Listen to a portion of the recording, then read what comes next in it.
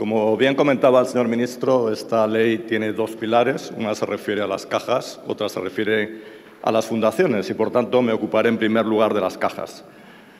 Las cajas pueden parecer ahora poco importantes porque son pocas las que han sobrevivido, pero estamos legislando sobre ellas, estamos permitiendo que subsistan y, por tanto, es importante que legislemos bien. Pueden surgir nuevas cajas en el futuro y van a surgir según el modelo que hoy estamos estableciendo. Por eso nos parece un error que en esta legislación no se haya aprendido bien la lección de la crisis, no hayamos aprendido bien las lecciones del pasado, porque aquí estamos modificando el modelo tradicional de cajas de ahorros, modificándolo, pero manteniendo algunos de los rasgos esenciales que nos han llevado a la crisis de las cajas. ¿Qué se ha criticado de las cajas de ahorros? Una de las críticas en la sociedad, desde luego desde nuestro grupo, ha sido el papel de las comunidades autónomas. Nos dicen algunos intervinientes que se está recentralizando. Nuestra opinión es exactamente la contraria. Las comunidades autónomas con esta ley van a seguir controlando las cajas que subsisten y las que surjan en el futuro. Van a seguir decidiendo sobre si se fusionan o no se fusionan. Y hemos visto en el pasado qué criterios han seguido para tomar esas decisiones. Desde luego, no criterios empresariales. Van a seguir decidiendo sobre si se traslada a la sede o no se traslada a la sede. Van a seguir controlando las cajas que subsistan y las que se puedan crear en el futuro. Otra crítica que se ha hecho a las cajas y que nos ha llevado a la crisis es la politización, relacionada con la anterior, la politización. Y el señor ministro nos dice que ahora se despolitizan las cajas. Bueno, se toman algunas medidas en esa línea, pero muy incompletas en nuestra opinión, muy insuficientes. Efectivamente, ahora va a ser incompatible ejercer un cargo político, por ejemplo, un cargo electo, con un puesto en los órganos de gobierno de las cajas. No se va a poder simultanear, faltaría más, que uno sea concejal, sea consejero de Economía, sea diputado y además esté en una caja. Pero esa incompatibilidad es únicamente simultánea. No hay ningún periodo previo de incompatibilidad. En nuestra opinión, debería haber un periodo al menos de 4 años desde que uno deja ese cargo político hasta que pueda acceder a un órgano de gobierno de las cajas. Curiosamente, en el caso de los altos cargos de las administraciones sí que hay un periodo de incompatibilidad de 2 años, que, por cierto, nosotros extenderíamos a 4. Por tanto, hay alguna incompatibilidad simultánea, pero totalmente insuficiente, sin periodos previos de incompatibilidad. No creemos que esto vaya a despolitizar las entidades, no lo suficiente. Hay también problemas de gobierno corporativo. En el caso de la Asamblea General, en nuestra opinión, se siguen manteniendo unas asambleas generales demasiado grandes, hasta 150 miembros para unas entidades que van a tener limitada su actuación territorial. 150 miembros de la Asamblea General. No habría que limitar su tamaño. Y en esa composición se siguen incurriendo los vicios del pasado. Hay un peso excesivo de las administraciones públicas, nombrarán hasta la 4ª parte de esos miembros. Ahora se introduce un peso importante a los grandes impositores, que en nuestra opinión puede dar problemas en el futuro, porque esos grandes impositores suelen ser empresarios regionales de peso que van a tener un conflicto de intereses a la hora de solicitar créditos de la entidad, por ejemplo. Se da un peso excesivo a esos grandes impositores y se sigue dando un peso demasiado escaso a los trabajadores, que además no eligen directamente a sus representantes, sino por un sistema de cuotas sindicales. No nos gusta, por tanto, ni el tamaño ni la composición de esa Asamblea General, en que las administraciones van a seguir teniendo un peso excesivo. Creemos, además, que habría que limitar los mandatos de forma que no puedan superar los 12 años encadenando mandatos sucesivos. Tenemos reticencias también respecto al Consejo de Administración. De nuevo, nos parecen grandes, hasta 15 miembros para estas entidades de tamaño limitada. No se termina de forma radical con una práctica perniciosa de la que también deberíamos haber aprendido, que es que los miembros del Consejo de Administración puedan recibir créditos, avales, garantías de la entidad de que forman parte. Esa práctica, en nuestra opinión, debería prohibirse radicalmente. Se nos dice, no, es que esos créditos se dan en condiciones de mercado, esos avales, esas garantías. Bien, si se dan en condiciones de mercado, que lo pidan en otra entidad, pero que el miembro del Consejo de Administración reciba créditos, avales, garantías de la misma entidad no debería seguir siendo posible después de todo lo que ha pasado en nuestro país. Y lo mismo nos sucede con el tema de las retribuciones. Creemos que habría que haber tomado medidas más ambiciosas para evitar abusos en el futuro. En nuestra opinión, la Asamblea debería aprobar por una mayoría de 2/3 las retribuciones de los altos cargos de la Caja, La comisión de retribuciones debería separarse del Consejo. Hoy en día son consejeros, deberían ser personas diferentes para que unas personas no decidan sobre su propia retribución, porque la carne es débil, como sabemos, y deberíamos asegurarnos de que hay una información individualizada sobre esas remuneraciones, algo que en la ley se cita, pero con cierto grado de ambigüedad. En el texto de audiencia pública de este proyecto de ley se incluían también una serie de requisitos que ya no aparecen en el proyecto de ley sobre incompatibilidad de inhabilitados y sancionados graves, requisitos de honorabilidad, de conocimientos, de experiencia, procedimientos internos de control. Algunos de estos requisitos se han llevado a otras normas, pero en nuestra opinión son lo suficientemente importantes como para haber seguido formando parte de la ley.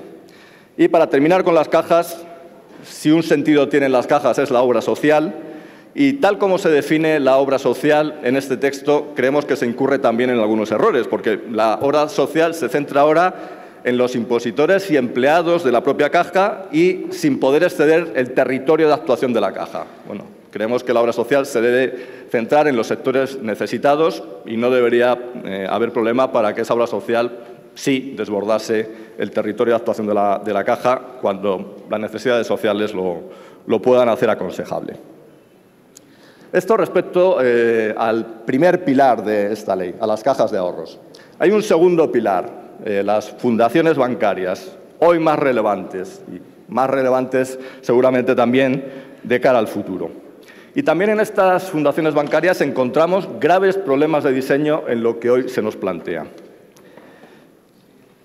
Como saben sus señorías, ahora hay unas fundaciones bancarias que van a ser accionistas de unas entidades, de unos bancos, de unas entidades de crédito.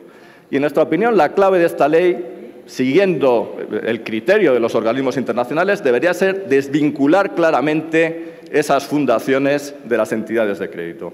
Y de nuevo se toman medidas en esa dirección, pero en nuestra opinión poco ambiciosas, insuficientes.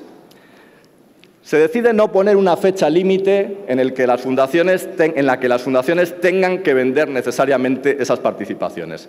Y eso lo podemos compartir, porque si se pone una fecha límite, efectivamente, puede haber el riesgo de que los compradores esperen a esa fecha límite y compren esas participaciones a precios de saldo. De acuerdo, por tanto, en no poner una fecha límite en la que haya que vender esas participaciones.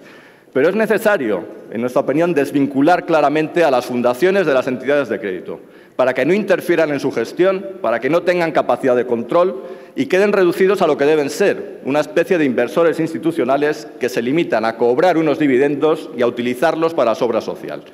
Y en nuestra opinión esto se podría lograr fácilmente simplemente con el establecimiento de una fecha límite, no a la venta de las participaciones, pero sí al ejercicio de los derechos políticos.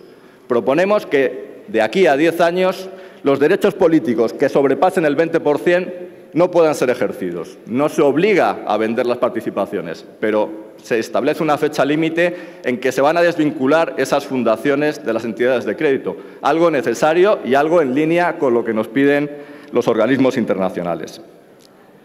Sería importante también, para asegurar esta desvinculación entre entidades de crédito y fundaciones, que haya unas incompatibilidades mucho más rigurosas entre ambas entidades. Ha generado mucha polémica y mucha atención en los medios de comunicación, en la opinión pública, algo que debería ser relativamente accesorio, y es si el presidente de la fundación puede ser también presidente del banco. Se dan nombres y apellidos, y a nosotros lo que nos asombra es que esto pueda generar tanta atención o pueda condicionar una ley en un país de 47 millones de habitantes. Eso sí, nos resulta muy significativo de hasta qué punto las personas que tienen cualquier poder en este país no están dispuestos a ceder un ápice por muchas crisis bancarias o sociales que haya. No están dispuestos ni siquiera a quedarse con una de las presidencias y poner en otra a un hombre de paja. No, tienen que estar ellos en persona, en un sitio y en otro. Pues, en nuestra opinión, esto es relativamente accesorio y habría que haber ido mucho más allá. Habría que establecer unas incompatibilidades totales entre ambas instituciones, entre las fundaciones y las entidades de crédito, y que ninguna persona pudiese ejercer un cargo en la fundación y cualquier tipo de cargo en la entidad de crédito.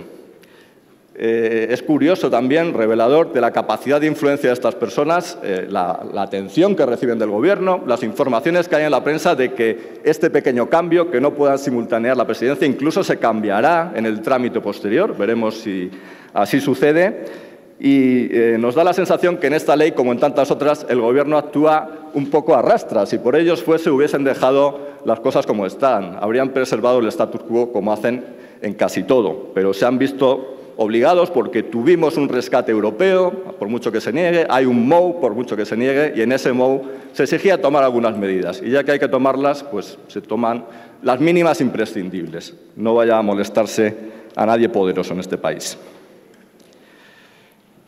Siguiendo con las fundaciones, supongo que estarán de acuerdo con nosotros en que habría que priorizar la obra social. Es el fin ya esencial que les va a quedar a estas fundaciones. Y, por tanto, no entendemos que se las exima del cumplimiento del artículo 27 de la Ley de Fundaciones. Ese artículo obliga a que destinen al menos el 70% de los resultados a los fines fundacionales. ¿Por qué no priorizar los fines fundacionales, la obra social, que es el sentido último de que existan estas fundaciones? Nos preocupa también el tema del protectorado. En nuestra opinión, el protectorado debería ser del Ministerio de Economía siempre que estas fundaciones actúen en más de una comunidad autónoma. Y esto en la ley no se deja claro en absoluto. Hay una redacción ambigua que nos resulta difícil de comprender, en que se deja el protectorado habitualmente a la comunidad autónoma en la que reside la fundación, ¿no? Se dice, si la actividad principal excede el ámbito de una comunidad, el protectorado sería del Ministerio de Economía. No entendemos bien cómo la actividad principal, individual, puede exceder el ámbito de una comunidad. Nos parece una redacción ambigua y la aclararíamos en el sentido de que siempre que el ámbito de actuación desborde el de una comunidad, el protectorado sea del Ministerio de Economía. En esto soy más ambicioso que el propio ministro de Economía, preservando sus competencias. El órgano de gobierno de estas fundaciones es el patronato y en su composición también encontramos problemas. De nuevo, los representantes de las administraciones públicas están sobrerepresentados, un 25%, la cuarta parte. Se incluyen personas de larga tradición en la caja de origen, con lo que se heredan personas y seguramente malos hábitos. Creemos que esto es un error. No se incluyen para nada las entidades del tercer sector en unas fundaciones que se van a centrar en la obra social y nos parece demasiado pequeño el porcentaje de personas independientes y de reconocido prestigio profesional que se incorporan. Estableceríamos, como en el caso de las cajas, un máximo de 12 años encadenando mandatos en cualquiera de estos puestos en el patronato. Para finalizar, no podemos dejar de señalar que en la legislación que nos trae el Gobierno muchas veces nos llama tanto la atención lo que no se pone como lo que se pone, lo que se dice como lo que se elige no decir. Y para nuestro grupo resulta incomprensible una ley de cajas en que se ignoren los temas que la crisis de las cajas de ahorro ha dejado pendientes y sin resolver creando todavía un grave conflicto social en nuestro país. Perdónenme que durante el minuto y medio que me queda de tiempo vuelvo a sacar algunos cadáveres del armario, pero es que los cadáveres siguen en el armario. Está el problema de las indemnizaciones multimillonarias que recibieron las personas que hundieron las cajas de ahorro, que han cobrado y que no han devuelto y que no se les han exigido que se devuelvan. Está el tema de las exigencias de responsabilidades no solo económicas, profesionales, incluso penales, que algún día dirimirá la justicia dentro de bastantes años, pero en el que el papel de nuestras instituciones, incluyendo este Congreso de los Diputados, no ha podido ser más triste. No se ha creado una comisión de investigación, hubo unas comparecencias protocolarias que algún día nos avergonzarán cuando la lean futuros historiadores, y hoy todo ha quedado reducido a unas comparecencias en la subcomisión del FROB a puerta cerrada. Mi partido, en la medida de sus fuerzas, ha intentado evitar esto con la demanda en el caso Bankia, que es lo que en el futuro va a llevar a que buena parte de estas responsabilidades se diriman en el ámbito de la justicia, pero las responsabilidades políticas nosotros no las hemos exigido. Está el tema de la recuperación del dinero público y el coste para el contribuyente. La postura oficial a día de hoy del señor ministro es que el coste va a ser cero, cuando ya se han perdido y se reconocen como perdidos decenas de miles de millones de euros. ¿Cuándo se van a recuperar? ¿Cómo? ¿Cuál va a ser el coste final de todo esto? Está el tema de los estafados por las preferentes, que han recibido soluciones solo parciales y sufrido enormes pérdidas, muchos jubilados, sin capacidad de respuesta. Está el problema de la vivienda, los desahuciados, el stock de viviendas sin vender que se podía haber utilizado para crear un stock de viviendas públicas en alquiler y no se ha hecho. Y la recuperación del crédito, el objetivo último del Gobierno, tampoco acaba de producirse. Nos resulta incomprensible tratar de las cajas de ahorro y olvidar todos estos asuntos relacionados con ella. Termino mi intervención señalando que en esta ley nos encontraremos, en nuestra opinión, con una nueva oportunidad de visualizar cómo el Partido Popular, el Partido Socialista... Señor Anchuelo, tiene que finalizar. Sí, solo una frase, señora presidenta, perdón. Decía que nos encontraremos una oportunidad de visualizar cómo en este tema de las cajas han ido de la mano el Partido Popular, el Partido Socialista y sus aliados nacionalistas de Cataluña y el País Vasco.